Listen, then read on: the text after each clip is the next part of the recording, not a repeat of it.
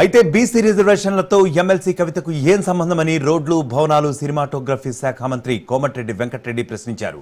Elevated corridor కు సంబంధించి Vanasthalipuram junction లో ఆదివారం MLA Malreddy Rangareddy, road development corporation chairman Malreddy Ram Reddy స్థానిక నాయకులతో కలిసి మంత్రి క్షేత్రస్థాయిలో పరిశీలించారు. ఈ సందర్భంగా మంత్రి మాట్లాడుతూ ఎల్బీ నగర్ నుంచి పెద్ద అంబర్పేట వరకు ఎలివేటెడ్ ఫ్లైఓవర్ను నిర్మిస్తామని చెప్పారు.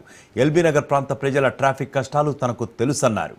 ఎంపీగా ఉన్నప్పుడే ఈ ప్రాంతంలో రోడ్ల అభివృద్ధికి ఎంతగానో కృషి చేశారని గుర్తు చేశారు. ఇప్పుడు రోడ్లు భవనాల శాఖ మంత్రిగా ఉన్నందున పెండింగ్ పనులు ఏవైతే ఉన్నాయో వాటన్నింటినీ పూర్తి చేసేందుకు కృషి చేస్తానని ఆయన హామీ ఇచ్చారు.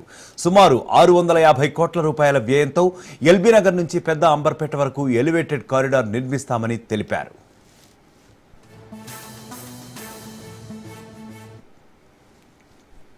ఎల్బీ నగర్ ప్రాంతంలో గతంలో ఎల్బీ నగర్ నుంచి మల్కాపూర్ వరకు నేను ఎంపీగా ఉన్నప్పుడు 8 లేన్ గా 600 కోట్లతో వైడనింగ్ కార్యక్రమం చేసుకొని కొత్త రోడ్డు నిర్మించుకున్నాం. దాదాపు 90% పూర్తయింది. అక్కడక్కడ మిగిలిపోయిన పనులు కూడా 10 రోజులలో వర్క్ అంతా కంప్లీట్ చేయాలని చెప్పడం జరిగింది. అందుకనే ఇక్కడ చింతలకుంటకెళ్లి హైదరాబాద్ అవతల రేడియో స్టేషన్ వరకు డబుల్ డెక్కర్ రోడ్డు, అంటే కింద రోడ్డు మధ్య నేషనల్ హైవే పైన మెట్రో గురించి కూడా మన ముఖ్యమంత్రి గారు నాకే ఆదేశాలు ఇచ్చి అన్ని పార్టీల ఎంపీని పిలవాలంటే దాదాపు కాంగ్రెస్ పార్టీ అందరు ఎంపీలు వచ్చిండ్రు. బీజేపీ పార్టీకి చెందిన ఈటల రాజేందర్, కొండా విశ్వేశ్వరరెడ్డి గారు పట్టుబట్టి ప్రపంచంలో బెస్ట్ మెట్రో, దాని తర్వాత ఔటర్ రింగ్ రోడ్, ఎయిర్పోర్ట్ ఇవాళ హైదరాబాద్ డెవలప్ చేసిందంటే ఒక చంద్రబాబు నాయుడు గారు ఉన్నప్పుడు హైటెక్ సిటీ, శిల్పకళా వేదిక కట్టి, రయేజా మైండ్ స్పేస్ కట్టి అలాంటి 4 పార్కులు కట్టాము. ఈ రోజు మళ్ళా ఎల్బీ నగర్ చింతలకుంట ఇప్పుడు చెప్పిన 650 కోట్లు డిపిఆర్ అయింది. గడ్కరీ గారిని కోరడం జరిగింది. వారు కూడా అధికారులకు ఆదేశాలు ఇచ్చారు. దాని త్వరలోనే రేపు 6వ తారీఖు రోజు నేను, నాతో పాటు చాలా పార్లమెంట్ సభ్యులు, స్థానిక ఎమ్మెల్యే గారు, ఆర్డీసీ చైర్మన్ అందరం గడ్కరీ గారిని కలుస్తున్నాం. హైదరాబాద్ విజయవాడ రోడ్డు ఫస్ట్ ఏమో ఇప్పుడున్న రోడ్డుని 8 లేన్ గా చేస్తానికి